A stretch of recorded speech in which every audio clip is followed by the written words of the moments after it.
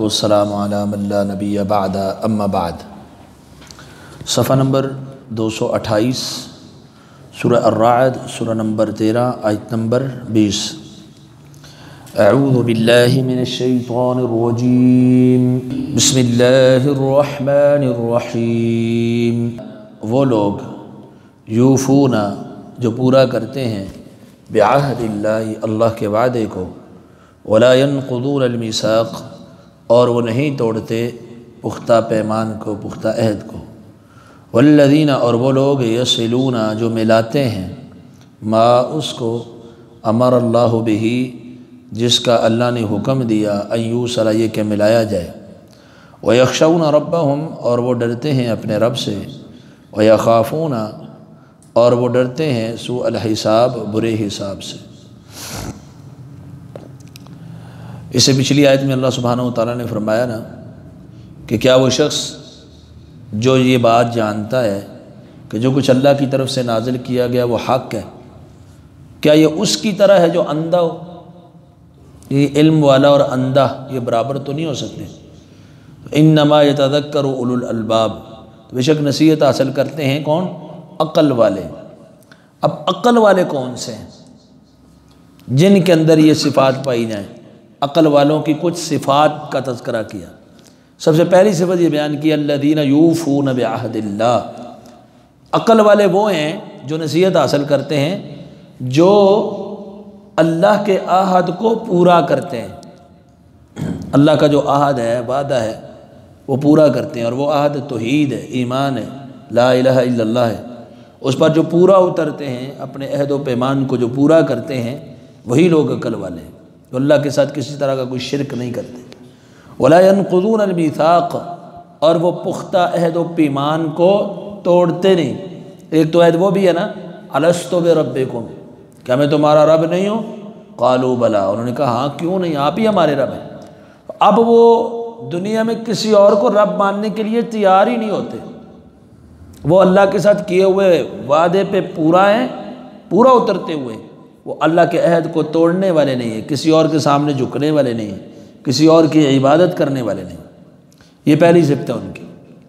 اور ویسے بھی جو وعدہ ہے، عام وعدہ توڑنا، یہ بھی ان کے اندر نہیں ہوتا، کیونکہ اہل ایمان اہل عقل تو عہد و پیمان کے پکے ہوتے ہیں۔ جیسا کہ سیدنا انس بن مالک رضی اللہ عنہ فرماتے ہیں قلما خطبنا رسول اللہ صلی اللہ علیہ وسلم الا قال لا ایمان لمن لا امانت له ولا دین لمن لا عہد له، کہ اس شخص رسول اللہ صلی اللہ علیہ وسلم نے کم ہی کوئی خطبہ میں دیا ہو جس میں یہ نہ کہا ہو۔ اکثر خطبوں میں یہ کہا کرتے تھے کہ جس کے اندر امانت نہیں اس کے اندر ایمان نہیں، اور جس کے اندر عہد نہیں اس کا کوئی دین نہیں۔ ولا دین لمن لا عہد له، اس کا کوئی عہد نہیں، دین نہیں جس کا عہد اس کا کوئی دین بھی نہیں۔ اسی طرح نبی کریم صلی اللہ علیہ وسلم نے جو منافق ہیں ان کی صفات کو بیان فرمایا، تو اس میں ایک صفت کیا ہے؟ وعدہ کرتے ہیں تو اس کو پورا نہیں کرتے۔ منافق وعدے کو پورا نہیں کرتا، اور اہل ایمان وعدوں کو، والذین هم لاماناتہم وعہدہم راعون، وہ امانتوں اور عہدوں کی رعایت رکھنے والے، پورا کرنے والے ہوتے ہیں مومن۔ والذین یصلون ما امر اللہ بہ ان یوصل، دوسری صفت ان کی یہ ہے جو اہل ایمان عقل والے ہیں، وہ اس کو ملاتے ہیں جس کے ملانے کا اللہ نے حکم دیا، یعنی رشتہ داریاں ملاتے ہیں جو اللہ اور اس کے رسول صلی اللہ علیہ وسلم نے حقوق بتائے۔ والدین کے حقوق ہیں، پڑوسیوں کے حقوق ہیں، رشتہ داروں کے حقوق ہیں، میاں بیوی کے ایک دوسرے کے حقوق ہیں، اولاد کے حقوق ہیں، پڑوس کے حقوق ہیں، مہمان کے حقوق ہیں، تو ہر حق والے کو اس کا حق دیتے ہیں۔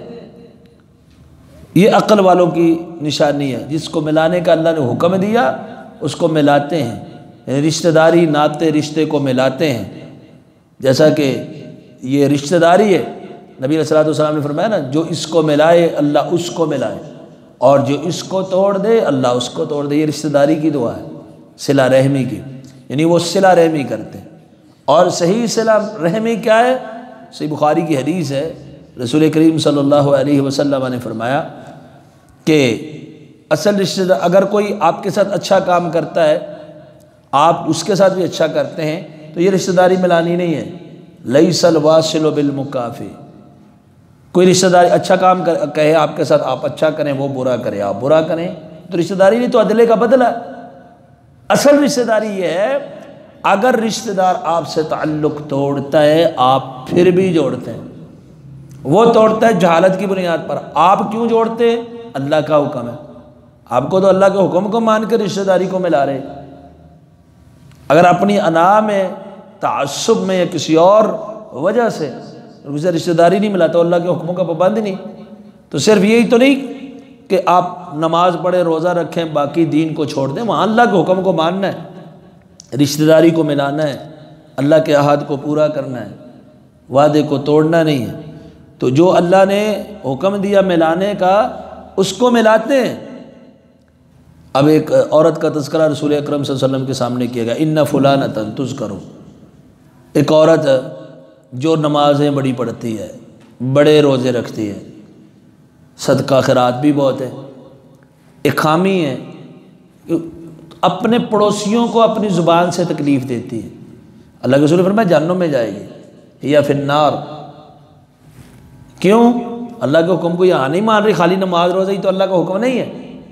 اس طرح ایک عورت ہے جو نماز فرضی، روزہ فرضی، صدقہ خیرات پنیر کا ٹکڑے جتنا، لیکن کسی کو ایذا نہیں دیتی ہے، حق پہچانتی ہے، تو مطلب یہ پورے دین پہ ہے نا، حقوق اللہ کا بھی خیال رکھتی ہے، حقوق العباد کا بھی، اور فرمایا یہ جنت میں جائے گی۔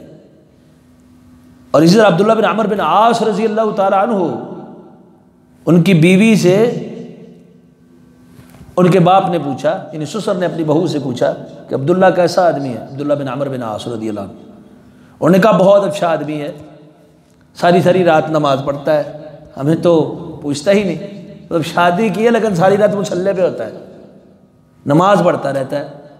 اللہ کے رسول صلی اللہ علیہ وسلم نے ان کو بلایا اور آپ نے کہا ایسا کرنے سے تو آپ کی آنکھیں اندر دھس جائیں گی کہ آپ دن بھر روزہ رکھو، رات بھر آپ قیام کرو، بظاہر تو آپ نیکی کر رہے ہیں، لیکن ان لعینیک علیک حق، آپ کی آنکھوں کا بھی آپ کے اوپر حق ہے، لجسدک علیک حق، آپ کے جسم کا بھی آپ کے اوپر حق ہے، لزوجک علیک حق، آپ کی بیوی کا بھی آپ کے اوپر حق ہے، ولزورک علیک حق، آپ کو جو ملنے آیا ہے اس کا بھی آپ کے اوپر حق ہے۔ آتے کل ذی حق حقہ، ہر حق والے کو اس کا حق دو۔ یہ کیا ہوگا بھائی ایک نماز پڑھ لو باقی کسی کے حقوق پورے نہ کرو، ہر حق والے کو اس کا حق دو۔ اگر آپ دن کو بھی نہیں سوتے، رات کو بھی نہیں سوتے، یہ عبادت نہیں ہے، اپنے آنکھوں کا حق ہی نہیں دیا، اللہ کے احکام کے مطابق چلنا ہے نا آپ نے۔ تو آپ اگر گھر والوں کو وقت نہیں دیتے، سارا دن روزہ رکھے، رات کو عبادت کرتے رہیں، آپ اس کا حق مار رہے ہیں، تو آپ کو کون سی عبادت کا صلہ ملنے والا ہے؟ نہیں، ہر حق والے کو اس کا حق دینا ہے۔ تو صلہ رحمی یہ ہے، بیوی ہے تو اس کو بیوی کے حقوق دو، خامند ہے تو اس کو خامند کے حقوق دیے جائیں، اولاد ہے تو اولاد کے حقوق، والدین ہے تو والدین کے حقوق، پڑوسی کو پڑوسی کے حقوق، مہمان کی تکریم، عزت نہ، اور اسی طریقے سے دیگر جو رشتہ دار ہیں ان کے ساتھ صلہ رحمی کی جائے۔ تو یہ عقل والے لوگ ہیں، والذین یصلون ما امر اللہ بہ ان یوصل ویخشون ربهم، اور وہ اپنے رب سے ڈرتے ہیں، خوف کرتے ہیں، ویخافون سوء الحساب، اور برے حساب سے ڈرتے ہیں، برے حساب سے۔ برا حساب کیا ہے؟ سیدہ عائشہ رضی اللہ عنہ نے فرمایا نا، قرآن مجید میں اللہ تعالیٰ فرماتے ہیں فسوف یحاسب حسابا یسیرا، کہ جس سے حساب لیا جائے تو ان سے جن کو دائیں ہاتھ میں نامہ اعمال دیا جائے گا ان کا حساب بڑا آسان ہوگا۔ تو آپ کہتے ہیں جس سے حساب لیا جائے گا اسے عذاب دیا جائے گا، تو عذاب ہوا تو پھر حساب آسان تو نہ ہوا۔ تو اللہ کے رسول صلی اللہ علیہ وسلم نے فرمایا اس کا مطلب یہ ہے کہ جس سے حساب، مطلب اس کو بتلا دیا جائے تم نے یہ کیا اور یہ نہیں کیا، تو یہ تو حساب ہے آسان، اور جس سے من نوقش فقد عذب، جس سے جانچ پڑتال ہو گئی نا حساب میں، یہ کیوں کیا اور یہ کیوں نہیں کیا، اس طرح کا حساب جس کو دینا پڑا، جس نے بھی حساب دیا اس کو عذاب دیا جائے گا۔ وہ حساب میں پورا کہاں اتر سکتا ہے؟ یہ تو اللہ کی رحمت ہے، کسی کو بغیر حساب کے جنت میں بھیج دے، اور کسی سے جانچ پڑتال کرے ہی نہ بس۔ تو جسے جانچ پڑتال اللہ کرے گا یہ برا حساب۔ تو اللہ فرماتے ہیں وہ اللہ سے خوف کھاتے ہیں، ڈرتے ہیں، خشیت ہے ان کے اندر، للہیت ہے، وَيَخَافُونَ سُوءَ الْحِسَابِ اور برے حساب سے ڈرتے ہیں۔ ہمارے ہاں بعض صوفیاء لوگ جو عبادت کرتے ہیں وہ ایک ذہن لے کے بیٹھ جاتے ہیں کہ ہم نے جنت کی طلب کر کے عبادت نہیں کرنی اور جہنم کے خوف سے عبادت نہیں کرتی، اللہ کی محبت میں کرنی۔ اللہ تعالیٰ تو عقل والوں کی حقیقت بیان کر رہے ہیں نا، عقل والے جہنم کا خوف بھی رکھتے ہیں، حساب کا خوف بھی رکھتے ہیں، رب کا خوف بھی رکھتے ہیں۔ وہ کہنا ہم نے تو صرف رب کی محبت میں کرنی ہے، ڈر کی وجہ سے نہیں کرنی۔ تو یہ تو اپنی طرف سے اختراعی نظریات تصوفانہ ہیں جو قرآن میں عقل والوں کی بیان کی نا، جن کے اندر عقل ہوتا ہے۔ وَيَخَافُونَ سُوءَ الْحِسَابِ وہ برے حساب سے ڈرتے ہیں کہ اللہ کے سامنے کھڑے ہونا ہے، حساب دینا ہے، جہنم بھی ہے، اس سے وہ ڈر رکھتا ہے ان کو، اور یہ ڈر ایک مومن کی صفت ہے، ہونا چاہیے۔ سبحانک اللہم و بحمدک اشہد ان لا الہ الا انت